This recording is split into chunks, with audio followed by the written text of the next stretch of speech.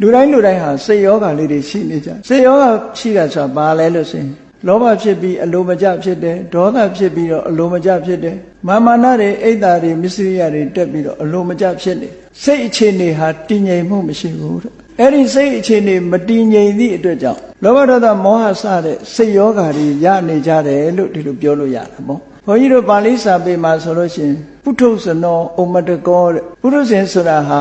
အရိယာပုဂ္ဂိုလ်တွေကကြည့်လို့ရှိရင်ယူသွတ်နေတဲ့ပုဂ္ဂိုလ်လို့ပဲထင်ရမြင်ရတယ်အရေးတကြီးမလုပ်တဲ့နာတွေကိုအရေးတကြီးလုပ်မစုံမဲ့တဲ့နာတွေစုံမဲ့နေစိတ်မဆိုးတဲ့မဲနဲ့စိတ်ဆိုးဆိုတဲ့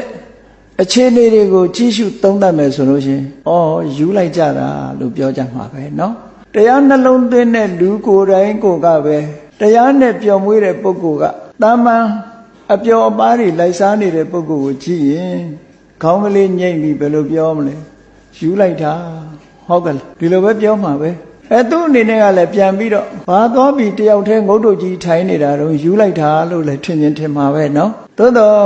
လောကလူတွေရဲ့အမြင်နဲ့အရိယသူတော်စင်တွေရဲ့အမြင်ဆိုအမတန်မှကွဲပြားခြားနာတယ်တောင်နဲ့မြောက်အရှေ့နဲ့အနောက်လို့လောကလူသားတွေကချမ်းသာဒုက္ခလို့ထင်တဲ့ဟာကိုအရိယသူတော်စင်တွေကတော့ဆင်းရဲဒုက္ခလို့မြင်ကြတယ်